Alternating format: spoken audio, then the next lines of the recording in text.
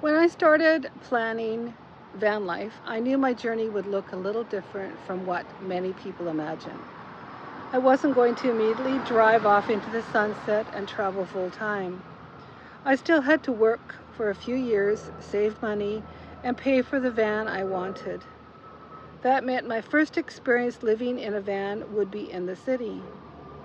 I would be living in Vancouver, British Columbia, a busy city where parking and privacy would be important.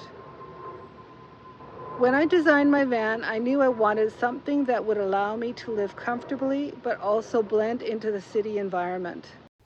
In January 2021, I bought my Promaster van and had it converted to my design.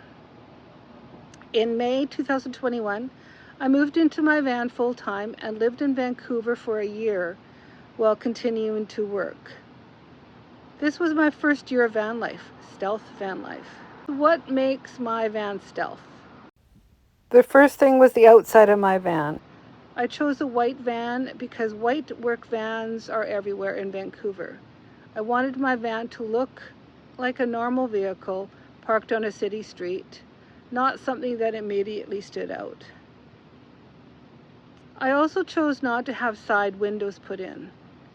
A lot of people add windows for more light, but for me, adding windows didn't make sense. I would have to pay for the windows to be added and then pay again to cover them for privacy. Instead, I had a skylight installed for natural light, and I absolutely love it. It brings a natural light without sacrificing privacy. The back windows are covered with blackout blinds. Windows of the van are darkened, which gives privacy during the day. Another important feature was the wall behind the front seats with a sliding door. It had two benefits.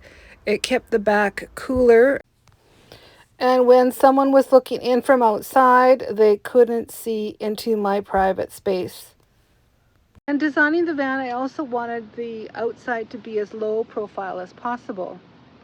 The solar panels were installed low on the roof, so they weren't obvious from the ground.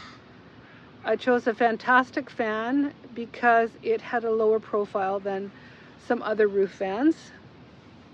Little details like this help my van blend in. I also had a propane tanks installed at the back of the van. The tanks have a white cover, which makes them less noticeable from outside. Living stealth in Vancouver also meant adapting to the weather. From October to April, Vancouver can have a lot of rain, very little sunshine, and temperatures close to freezing at night. Having my propane heater made a huge difference. My van stayed warm and comfortable even during the colder months. The challenges was solar. With so many cloudy days, I had to be more careful with my electricity use. I usually only turned on my inverter when I needed to use my induction stove or recharge my computer. I also planned my parking so I could get as much sunlight on the roof as possible. Because I was working full-time, my van was not just a travel vehicle, it was my home. I cooked at least one meal a day in the van. I shopped for fresh fruit every few days, which meant I didn't have to rely on my fridge as much, which is also electric. Living in a city actually made this easier because stores were always nearby and it was good parking to be at the store parking lot. One thing people often wonder about is what was really like finding places to park. The truth is, I developed a routine fairly quickly.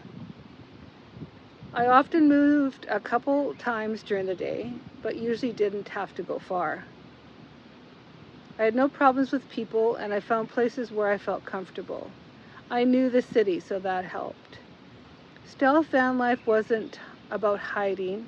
It was about being respectful, being aware of my surroundings, and making my van fit into the environment. The biggest thing I learned is that you don't need a huge space to feel at home. My van gave me everything I needed. Even during the winter, dark months, When I spent a lot of time inside, I was comfortable. It became my little home in the city. At the end of May 2022, after a year of living stealth van life in Vancouver, I finally retired. That's when my van life journey changed. My city stealth van became my travel home. Now I'm exploring Canada and the USA, taking my van on new adventures and sharing the journey along the way. Thanks for coming along with me, and we'll see you next week. Bye for now.